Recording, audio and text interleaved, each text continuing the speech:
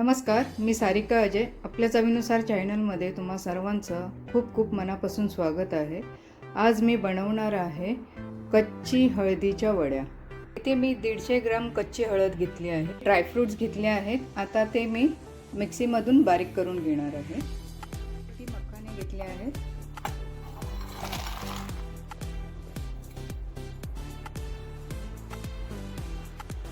थोडेसे मी ड्रायफ्रूट्स घेतले आहेत. आता याची पावडर करून घेते. आता यामध्ये मी सीड्स देखील ॲड करते.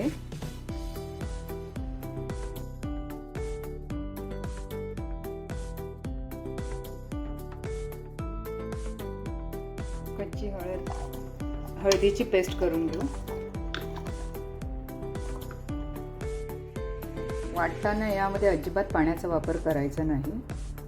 वडीसाठी मी थोडेसे डिंक तळून घेतले आहेत. आपल्याला हाताने क्रश करून घ्यायचे आहे.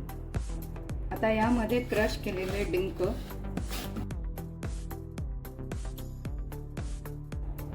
पाव वाटी डेसिकेटेड कोकोनट हे मी ड्राय रोस्ट करून घेतले आहे. आता यामध्येच मी 1 टीस्पून ओवा आणि 1 टीस्पून अळीव घेतला आहे. व्यवस्थित आपण आता हे मिक्स करून याला साईडला ठेवूया. इथे मी 400 ग्राम बेसन पीठ घेतलं आहे. आता हे आपल्याला तुपामध्ये चांगलं खरपूस होईपर्यंत भाजून घ्यायचं आहे, जवळजवळ 20 मिनिटं.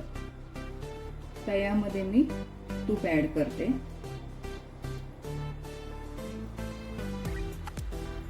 इथे मी 2 टेबलस्पून घेतलं आहे.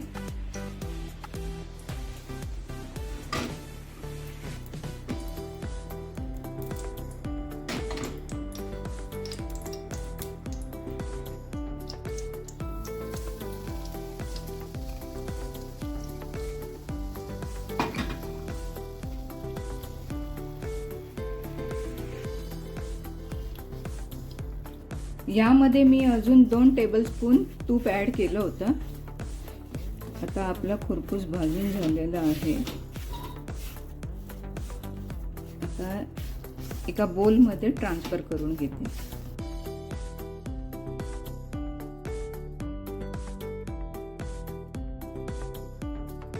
आता यामध्ये मी 1 टीस्पून तूप घालून घेते.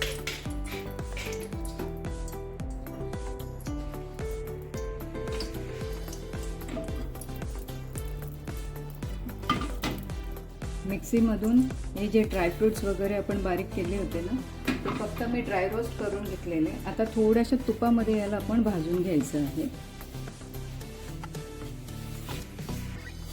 याला फक्त मी 1 मिनिट भाजून घेतलं आहे. आता हे मी ट्रान्सफर करते बोलमध्ये.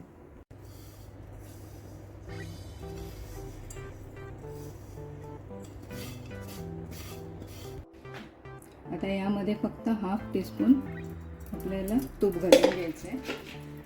आता यामध्ये आपल्याला कच्ची हळदीची पेस्ट ती पण चांगली भाजून घ्यायची आहे. यामध्ये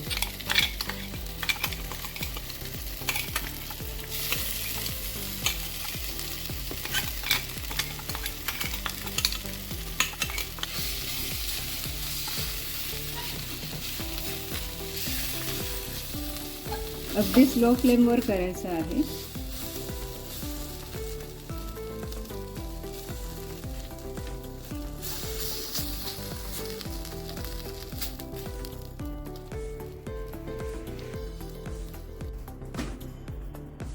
जवळजवळ याला 10 मिनिटं परतून घेतली आहेत. आता हे आपण ट्रान्सफर करूया.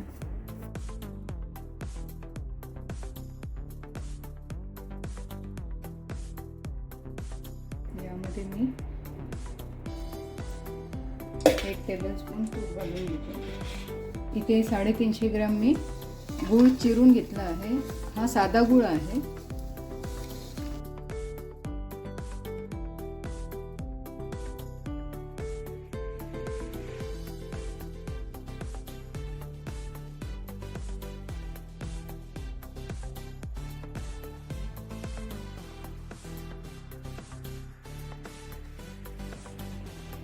आता यामध्ये मी 1 टेबलस्पून वेलची पावडर, सुंठ पावडर आणि जायफळ पावडर ॲड केली आहे. इथे मी half teaspoon white pepper add करते. जर ब्लॅक पेपर तुमच्याकडे असेल तरीही तुम्ही वापरू शकता.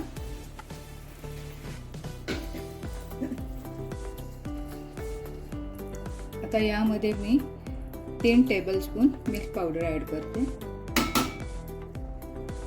हे टोटली ऑप्शनल आहे. आता यामध्ये मी अशीच ॲड करते.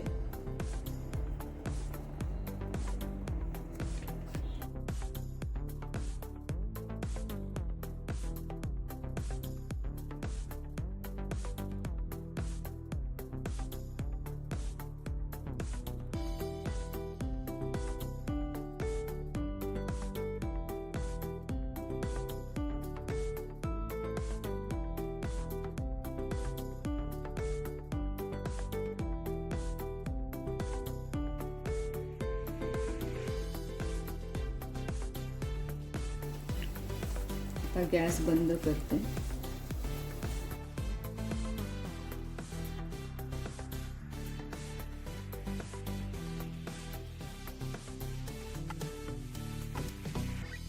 याच्या वड्या चालू केलं. मिश्रण थोडं थंड झाल्यानंतर आपण याच्या वड्या कापून घेऊ.